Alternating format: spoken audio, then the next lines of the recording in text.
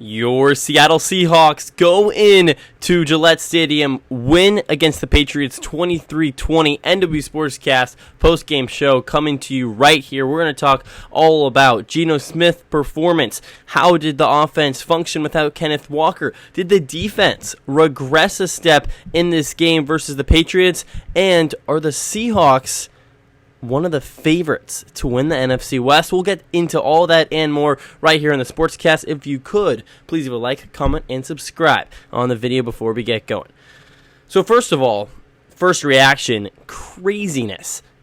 Crazy game against the Patriots, 23-20. Just 3 points were scored in the second half for your Seattle Seahawks. But in overtime, all they needed was a field goal because the defense held strong. The final passing stats for Geno Smith, 327 yards, a touchdown, 33 for 44. For Jacoby Brissett, it was 15 for 27, 149, and a touchdown. But it was really the rushing game that was the difference for the Patriots offense. Antonio Gibson led that squad. He had 96 yards on 11 carries. Stevenson had 21 carries with 81 yards. So do the math in your head, but you're pushing 170 yards on the ground for the Patriots. There was a few times they could have scored even more too.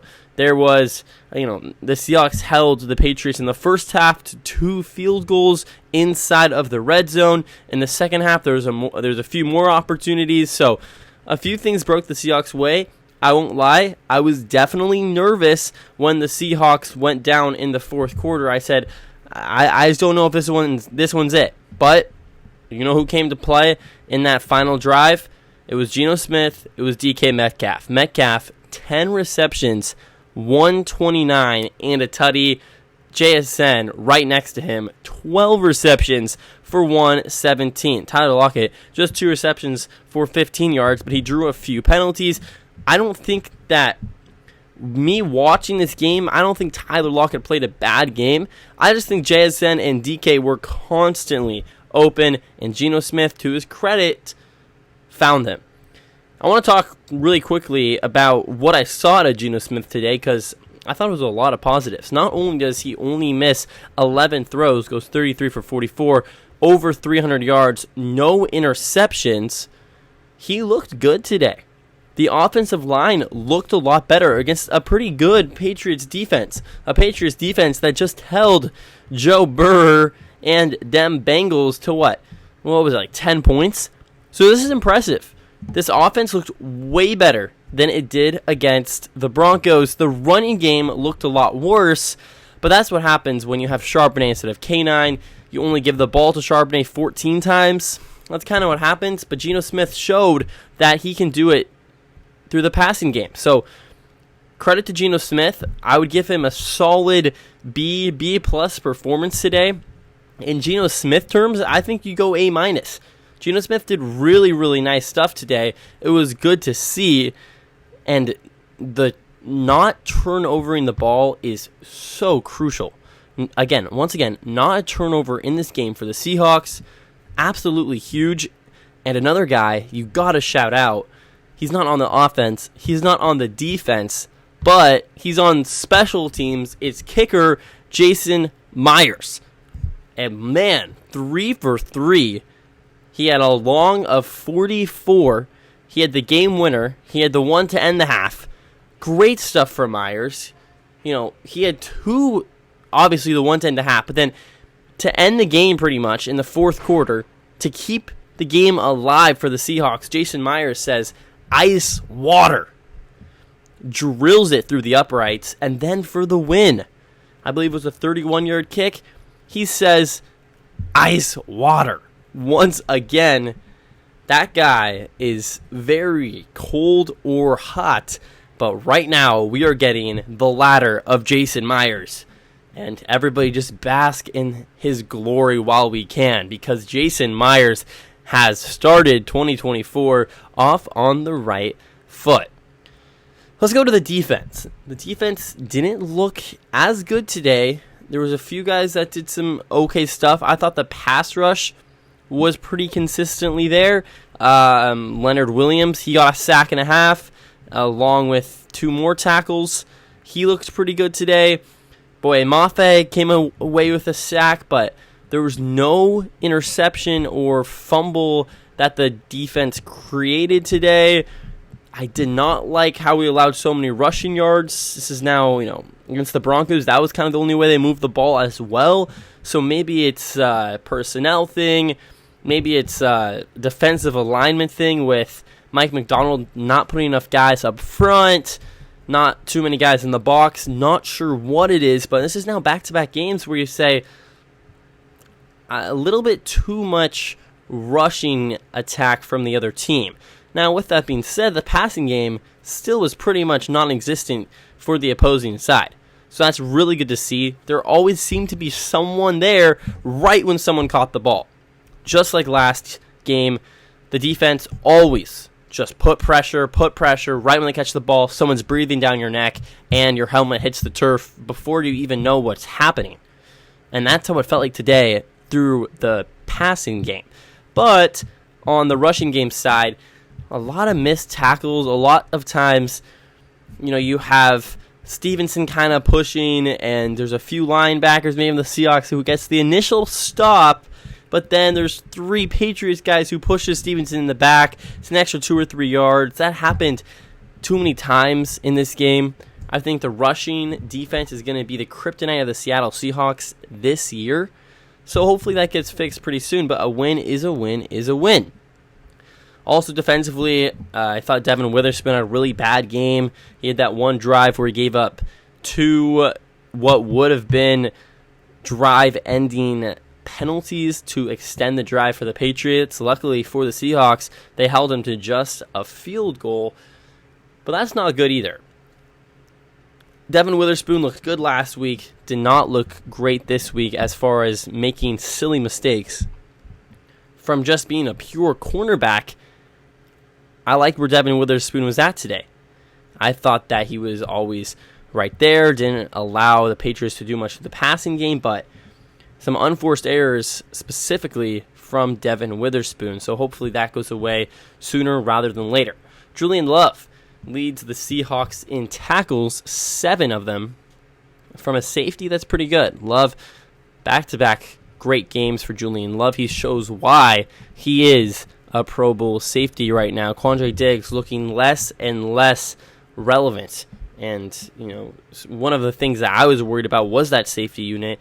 I thought there was going to be a big step back from Quandre and maybe even Jamal. No. Julian Love, although was a starter last year, has just continued to step into this role where people now look up to him.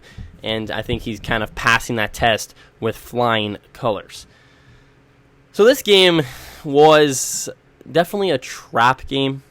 I mean, this is the test in between the 2 big tests in one of your classes in school where it's labeled as, quote, just a quiz. So you go into it and, it's just a quiz. I don't need to study for it. You get to the test, quiz in this scenario, and all of a sudden you can't tell what's right from what's left. What you thought was going to be multiple choice was actually long essay questions.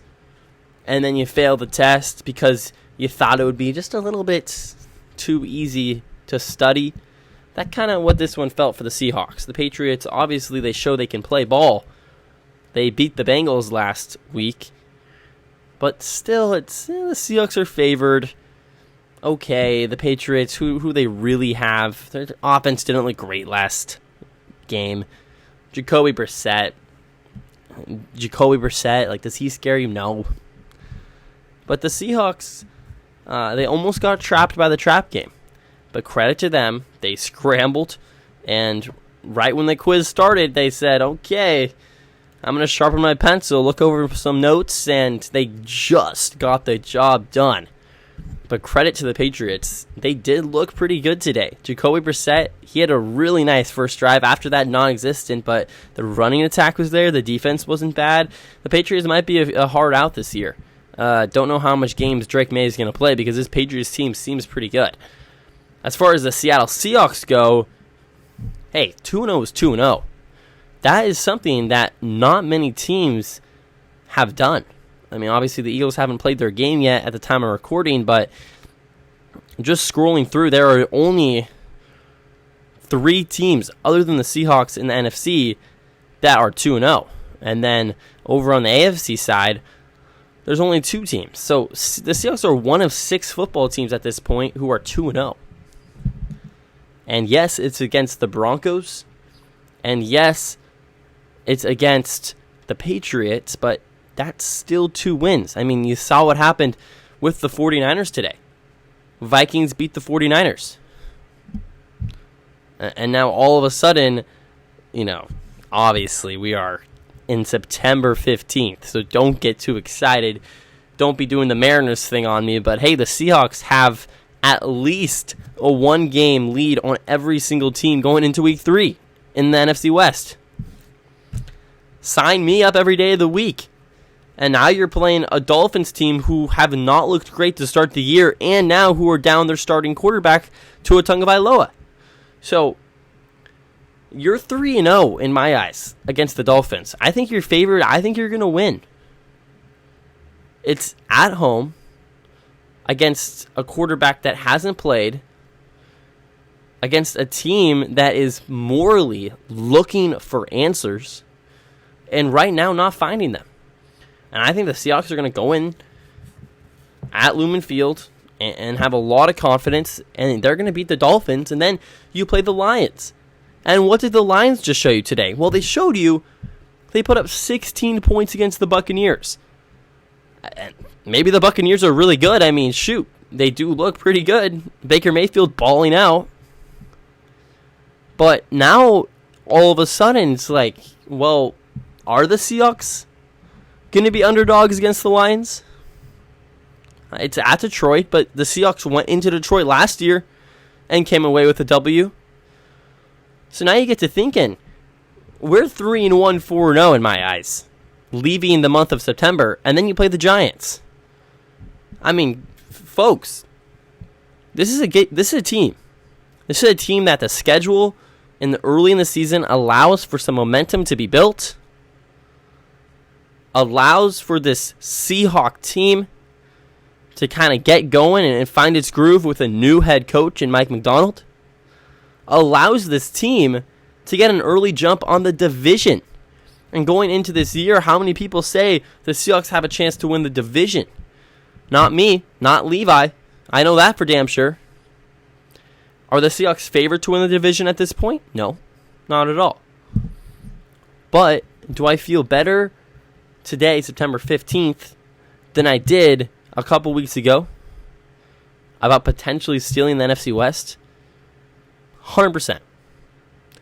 And I think that's something that Seahawks fans should really look at and say, this is a team that John Schneider, Mike Macdonald, even Pete Carroll to some extent has built to withstand some of these tough games and get through the schedule and make the playoffs. The expectation is making the playoffs this year in my eyes. So, look, I think the Seahawks are pretty set up to do that. This was a good win against the Patriots. There's a few standout guys. I think my player of the game has to go to DK Metcalf. Super good to see him get going because a lot of the times he's very much up and down. But right behind him is Jackson Smith and Jigba. Right behind him is Geno Smith, who had a great game.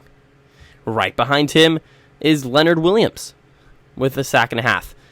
And Jason Myers, too. I mean, I just listed 5 guys, 3 from offense, 1 from defense, 1 from special teams. It's a full team effort. The Seahawks showed that today.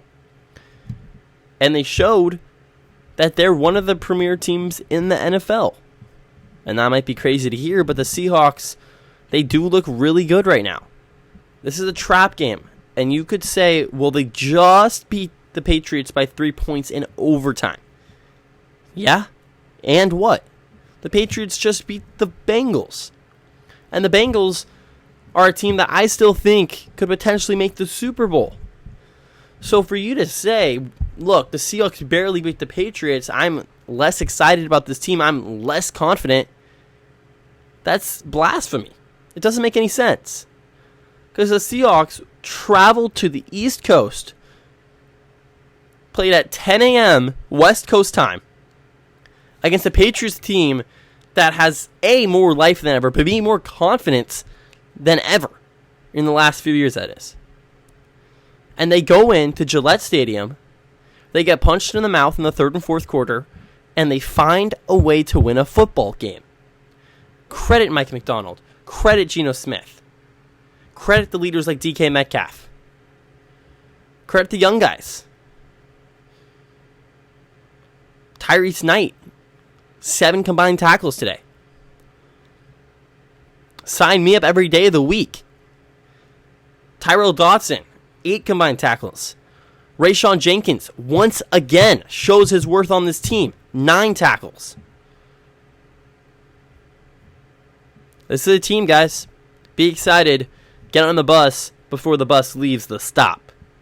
This is the NW Sportscast Seahawks postgame show. A Mariners postgame show will be coming your way as well. Let's see where the Mariners are at right now. The Mariners are winning 3-0. So, yeah, that's good. So if you want to see that, please tune in. But this is an NW Sportscast Seahawks postgame show. They win, and they beat the Patriots 23-20, improved at 2-0 on the season, and lead the NFC West. Thank you guys all so much for watching. Leave a like, comment, and subscribe. And as always, go Seahawks. See you, everybody.